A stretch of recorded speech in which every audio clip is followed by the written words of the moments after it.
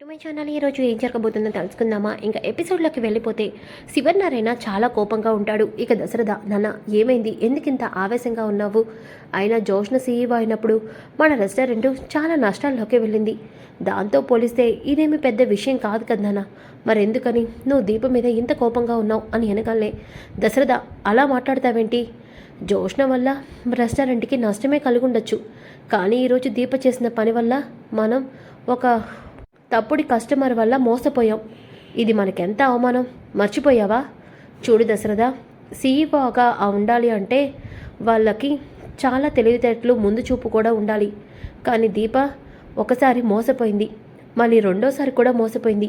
దీన్ని ఏమని అర్థం చేసుకోవాలి, ఏమని దీనికి సంజేషి చెప్పాలి అని అనగానే, నాన్న నువ్వు దీప చేసిన తప్పు గురించి ఆలోచిస్తున్నావు, కానీ దీప చేసిన మంచి గురించి నువ్వు ఆలోచించట్లేదు. ఏంటి దశరథ?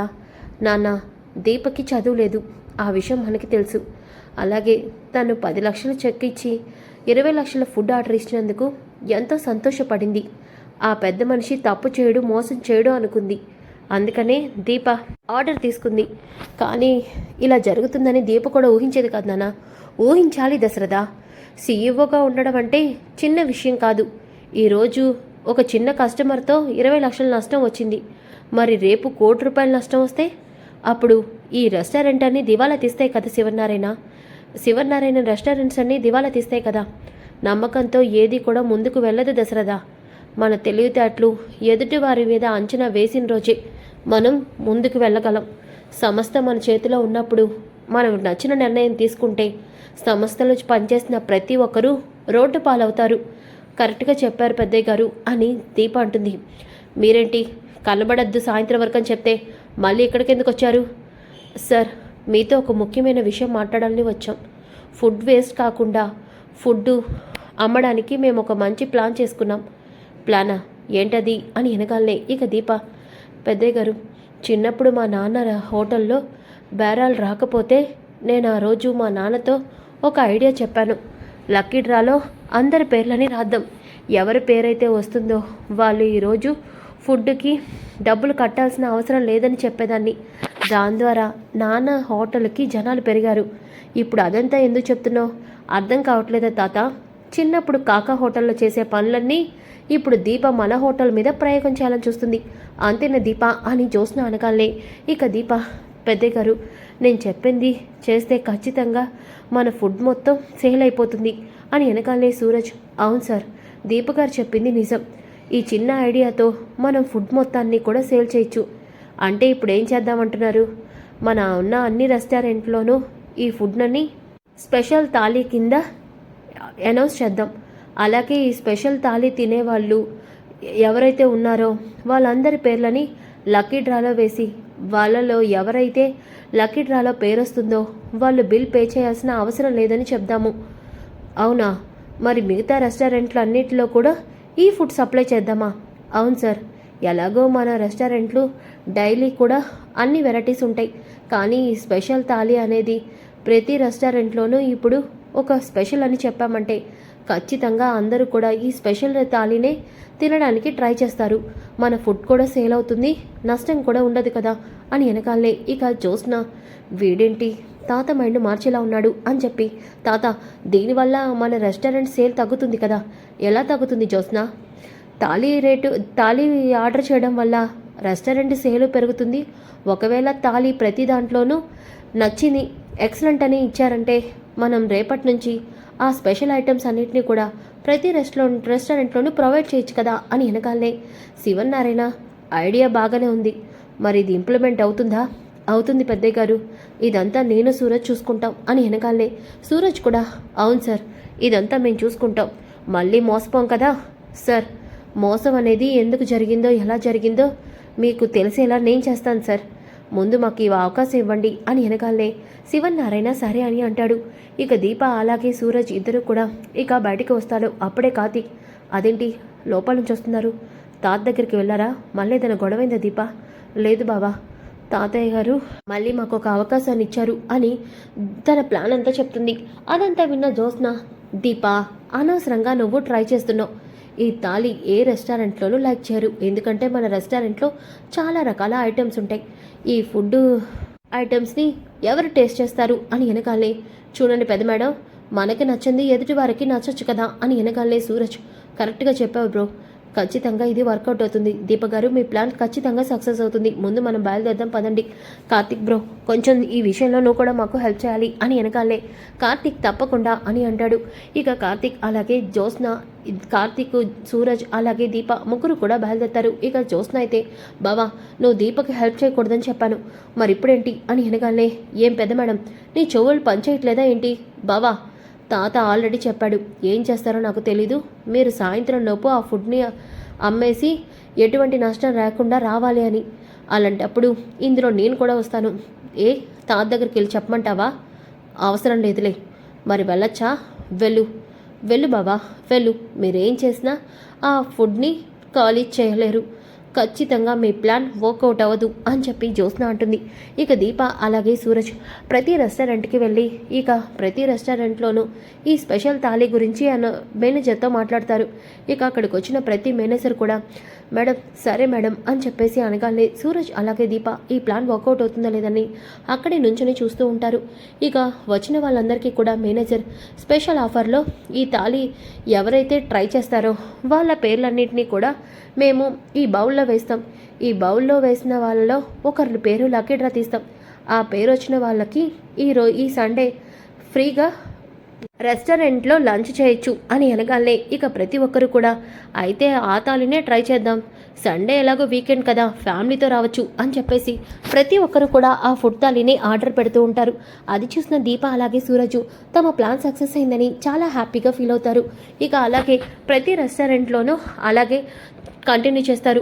ఇక దాంతో ప్రతి రెస్టారెంట్లోనూ కార్తీక్, జ్యోత్స్న, దీపను అలాగే సూరజ్ పెట్టిన తాళి చాలా క్లిక్ అవుతుంది, ఫుల్గా సేల్ అవుతూ ఉంటాయి. ఇక కార్తీక్ కాల్ చేయగానే, బావా మన ప్లాన్ సక్సెస్ అయింది, అందరూ కూడా తాళిని ఆర్డర్ పెడుతున్నారు అని వెనకాలే, చాలా ఆనందంగా ఉంది దీప, తాత నీ మీద పెట్టుకున్న నమ్మకాన్ని మళ్ళీ నువ్వు నిలబెడుతున్నావు అని వెనకాలే, బావా తాతగారు నా మీద పెట్టుకున్న నమ్మకాన్ని నిలబెట్టుకోవడమే కాదు, మమ్మల్ని మోసం చేసిన వాడిని కూడా ఎలా అయినా పట్టుకోవాలి, వాడిని తీసుకొచ్చి వాడితో ఇదంతా ఎవరు చేయించారో పెద్దయ్య గారి ముందు మనం నిజం నిరూపించాలి, అప్పుడే తాత నా మీద పెట్టుకున్న నమ్మకం నిలబడుతుంది, అలాగే ఈసారి నేను వాళ్ళకి గట్టిగానే బుద్ధి చెప్పాలి అని దీప అంటుంది.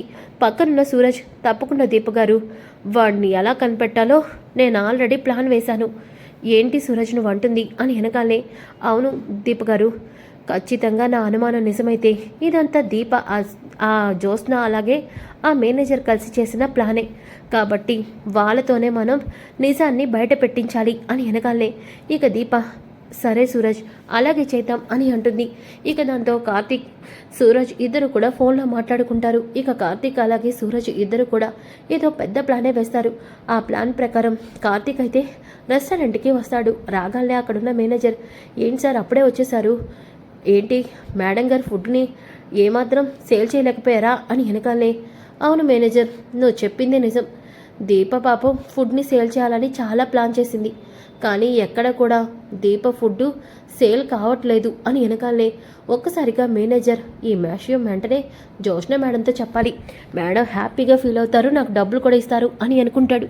ఇక కార్తీక్, కాకపోతే ఇందులో దీపకి ఒక ప్లస్ పాయింట్ అయితే ఉంది, ఏంటి సార్, అదే రాంగ్ ఆర్డర్ ఇచ్చాడే వాడు ఎవడో సూరజ్ కనిపెట్టేశాడంట, వాడిని తీసుకొని దీప అలాగే సూరజ్ ఇప్పుడు ఆఫీస్కి వస్తున్నారు, వాడిని తీసుకెళ్ళి తాత ముందు నిలబెడితే అన్ని నిజాలు బయటకు వస్తాయి, అప్పుడు దీప ఈ ప్రాబ్లం నుంచి బయటపడినట్టే అని వెనకాలనే. ఒక్కసారిగా మేనేజర్ షాక్ అవుతాడు, అదెలా జరుగుతుంది, వాడెలా దొరకడు మీకు, దొరకడు, వాడిది పాలకొల్లు కదా అని వెనకాలనే. ఒక్కసారిగా కార్తీక్, ఏంటి ఏమన్నా నువ్వు ఇప్పుడు, సార్ నేనేమన్నాను, నేనేం అనలేదు, ఒరేయ్ ఇప్పుడు నువ్వు నోరు జారి వాడిది పాలకొల్లని చెప్పేశావురా, ఇప్పుడు కానీ నువ్వు నిజం బయట పెట్టకపోతే తాత ముందు తీసుకెళ్ళి నీ తాట తీస్తా, అప్పుడు జీవితంలో నీకు ఉద్యోగమే ఉండదు, రోడ్డు మీద చిప్పపు కుడుపు తినాల్సి వస్తుంది, చెప్తావా లేదా? చెప్తాను సార్ చెప్తాను, నేను చెప్తే జ్యోత్స్న మేడం నన్ను ఏమైనా చేస్తుందేమో, చూడు ఇప్పుడు నువ్వు నిజం చెప్పకపోతే ఖచ్చితంగా జరిగేది అదే, మర్యాదగా చెప్పు అని వెనకాలే. చెప్తాను సార్, అది జ్యోత్స్న మేడం ఒక అతన్ని తీసుకొచ్చి ఇలా ఫేక్ ఆర్డర్ ఇప్పించమని చెప్పించారు. అందుకే వాడిని నేను పాలకొల నుంచి తీసుకొచ్చాను. ఇక్కడ వాళ్ళు అయితే దొరికిపోతామని పల్లెటూరు నుంచి తెమ్మన్నారు. అందుకే తెచ్చాను సార్. అంతే సార్ అని వినగానే, సరే అయితే ఇప్పుడు వాడికి ఫోన్ చేసి ఎలా అయినా సాయంత్రం కల్లా వాడు ఆఫీస్లో ఉండాలి. నువ్వేం చేస్తావో నాకు తెలీదు. సార్ వాడు ఈ పక్కనే ఉంటాడు సార్. అయితే ఫోన్ చెయ్యి. సాయంత్రం కల్లా వాడు ఆఫీస్లో ఉండాలి. లేకపోతే సార్ జోష్న మేడంతో ప్రాబ్లం అవుతుందేమో సార్. జోష్నకి నేనెందుకు చెప్తాను? నేను చెప్పను కదా. తెలిసే అవకాశమే ఉండదు. వాడిని నేను పట్టుకున్నానని చెప్తాను. నీ పేరే రాదు. అలాగే నీకు ఇంకో విషయం చెప్పనా? ఈ విషయంలో నువ్వు మాకు హెల్ప్ చేసినందుకు జోష్న ఇచ్చిన దానికంటే 1,00,000 నేను ఎక్కువే ఇస్తాను. సార్ నిజమా? నిజం. ముందు వాడికి ఫోన్ చేయి. ఇంత బంపర్ ఆఫర్ ఇస్తే ఫోన్ చేయకుండా ఎందుకుంటాను సార్ అని చెప్పేసి ఇక వెంటనే వాడికి ఫోన్ చేస్తాడు. కానీ ఎన్నిసార్లు ఫోన్ చేసినా మేనేజరు వాడు ఫోన్ లిఫ్ట్ చేయడు. సార్ వాడు ఫోన్ లిఫ్ట్ చేయట్లేదు సార్. నాటకాలు ఆడుతున్నావా? లేదు సార్ నిజమే చెప్తున్నాను, ఇదిగోండి నెంబరు అని వెనకాలనే కార్తిక్ ఆ నెంబర్ని తీసుకుంటాడు. సరే ఈ విషయం మాత్రం నువ్వు జోష్నకి చెప్పద్దు అని వెనకాలనే చెప్పను సార్ అని చెప్పేసి అంటాడు. ఇంకా ఒక పక్కన కార్తిక్ సూరజ్కి ఆ నెంబర్ని పంపిస్తాడు. ఇదే వాడి నెంబర్ బ్రో. మన అనుమానమే నిజమైంది. ఇదంతా ఆ మేనేజర్ జోష్న కలిసి వేసిన ప్లానే. సరే బ్రదర్, ఇప్పుడు ఈ నెంబర్ని మనం ట్రేస్ చేసి వాడు ఎక్కడున్నాడో కనిపెట్టాలి. అది నేను చూసుకుంటాను బ్రదర్. నువ్వు అక్కడ ఎలా చూసుకుంటావు? నా వెనుక వేరే వాళ్ళు ఉన్నారులే, వాళ్ళు మనకి ఈ విషయంలో హెల్ప్ చేస్తారు అని సూరజ్ తనకి తెలిసిన ఆ 2 రౌడీలకి ఆ నెంబర్ని షేర్ చేసి వాడి ఫోటోని పంపిస్తాడు. ఎలా అయినా వాడిని ఈవినింగ్ లోపు పట్టుకోండి, వాడు నాకు కావాలి అని చెప్తాడు. ఇంకా దీప అలాగే సూరజ్ అయితే ఒక హాస్పిటల్కి అయితే వస్తారు. ఇక అక్కడ హాస్పిటల్లో కూడా మిగిలిన ఫుడ్ అంతా కూడా డెలివరీ చేస్తూ ఉంటారు. ఇక సూరజ్, దీప గారు నిజంగా మీ ఐడియా ఎక్సలెంట్. రెస్టారెంట్లకి ఫుడ్ అంతా పంపించాం, మిగిలిన ఫుడ్ ఇలా హాస్పిటల్లో పంచుతున్నాం. నిజంగా మీ ఐడియాకి హ్యాట్స్ ఆఫ్ అని అంటాడు. ఇంతలోకి అప్పుడే అక్కడికి దీప వాళ్ళకి ఫుడ్ ఆర్డర్ ఇచ్చిన వాడు వస్తాడు. ఇక వాడు కూడా అక్కడ ఫుడ్ని తీసుకుంటూ ఉంటాడు. అది చూసిన దీప, సూరజ్ వాడే కదా మనకు వచ్చి ఫుడ్ ఆర్డర్ ఇచ్చింది. అవును, ఆ బాలరాజు గారు వాడే అని చెప్పి ఇద్దరు కూడా వెళ్ళి వాడిని కాలర్ పట్టుకుంటారు.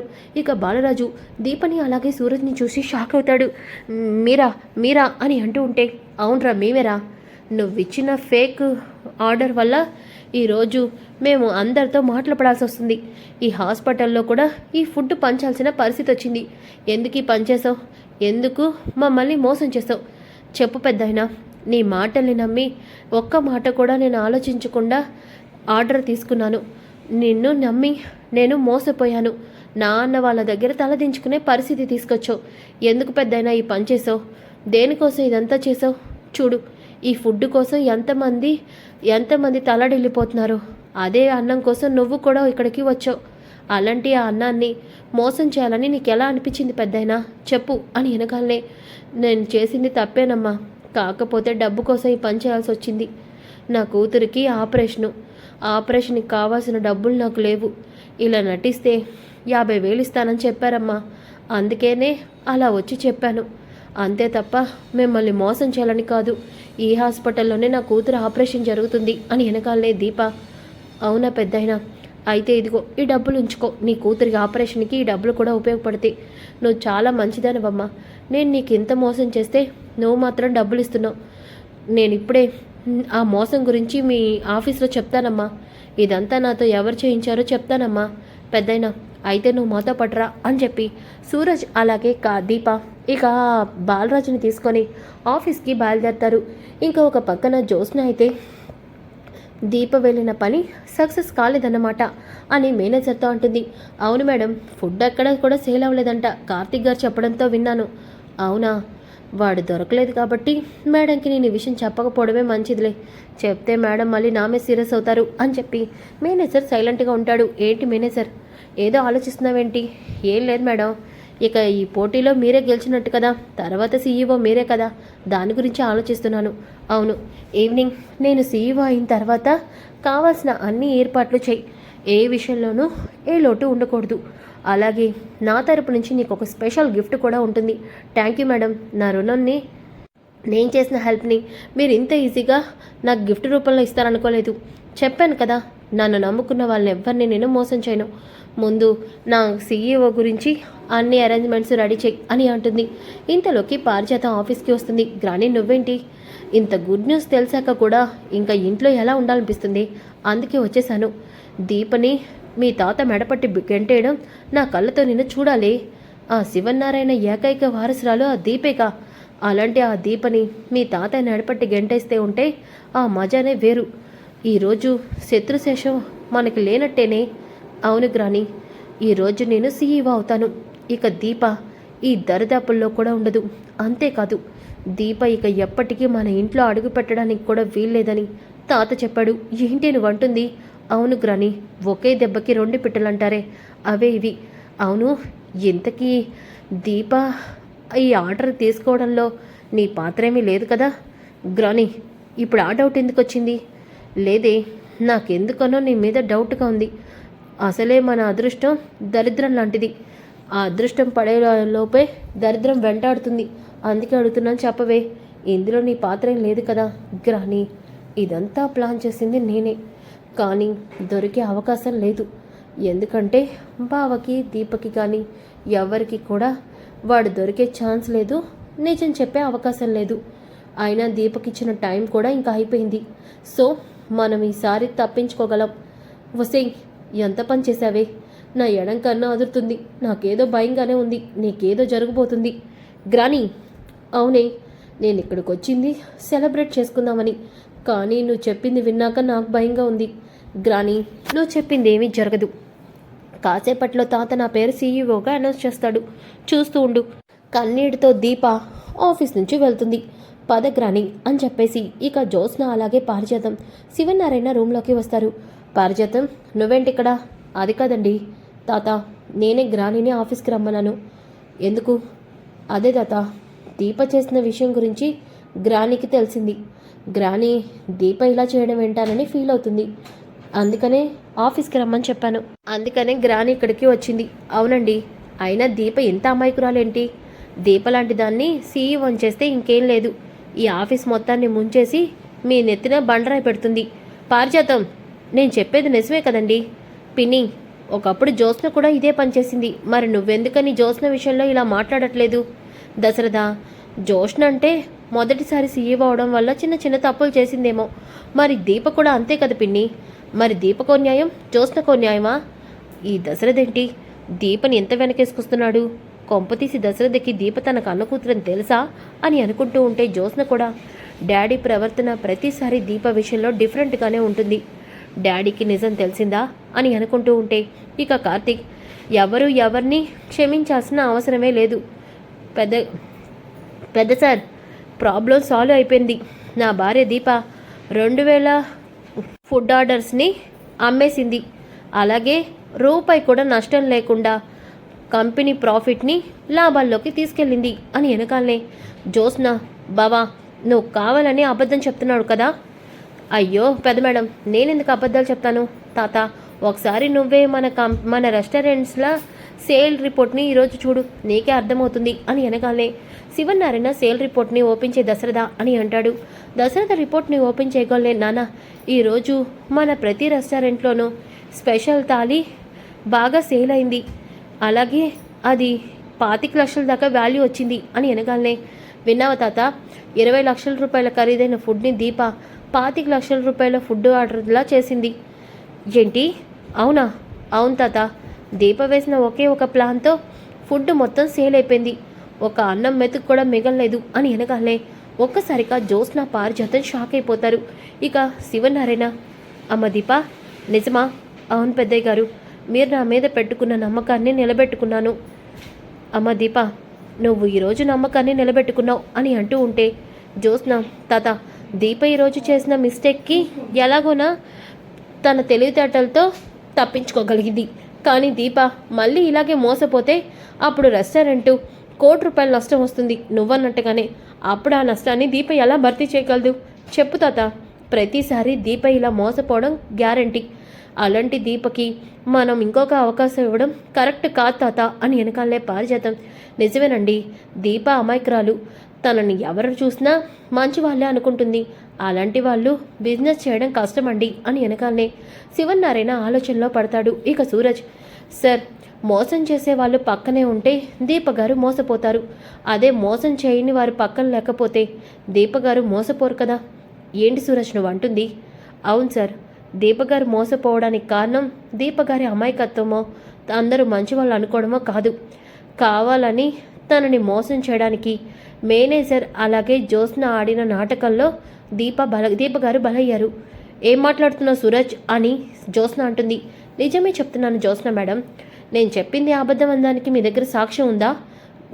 నువ్వు చెప్పింది నిజమనడానికి సాక్ష్యం ఉందా? ఉంది. ఏ బాలరాజు ఇట్రా అని బాలరాజుని అక్కడికి తీసుకొస్తాడు. ఒక్కసారిగా జ్యోత్స్న షాక్ అయిపోతుంది. ఇక మేనేజర్ని కూడా అక్కడికి రమ్మని సూరజ్ అంటాడు. ఇక మేనేజర్ బాలరాజుని చూసి బాబాయ్ వీడు దొరికిపోయాడా, ఇలా దొరికిపోయాడేంటి అని టెన్షన్ పడుతూ ఉంటే ఇక శివనారాయణ ఎవడు వీడు? సార్, మాకు ఫేక్ ఆర్డర్ ఇచ్చింది వీడితో ఈ ఫేక్ ఆర్డర్ ఇప్పించి దీపగారిని మోసం చేయడానికి కారకులైన వాళ్ళ పేర్లని వీడితోనే చెప్పించడానికే ఇక్కడ తీసుకొచ్చాను.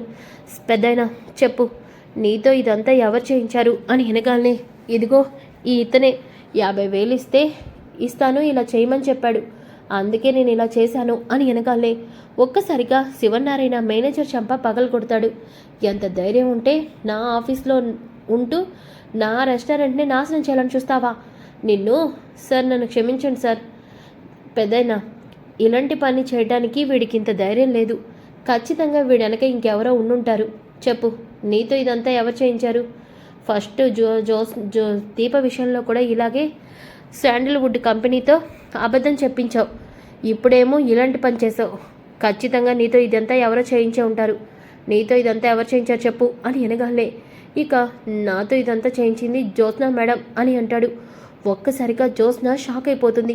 పారిజాత నేను అంటూనే ఉన్నాను కదే దొరికిపోతామని, ఇప్పుడు అంటంగా దొరికిపోయావు అని అనుకుంటూ ఉంటే ఇక శివనారాయణ జ్యోత్స్న అది కాదు తాత అని అనబోతూ ఉంటే జ్యోత్స్న చంప పగలు కొడతాడు. దాంతో అందరూ కూడా షాక్ అయిపోతారు. కమింగ్ ఎపిసోడ్ చాలా ఇంట్రెస్టింగ్గా ఉంటుంది. Don't miss. ఈ వీడియో నచ్చితే లైక్ చేయండి, షేర్ చేయండి. Thanks for watching to my channel. ఈరోజు ఏం జరగబోతుందో తెలుసుకుందామా? ఇంకా ఎపిసోడ్లోకి వెళ్ళిపోతే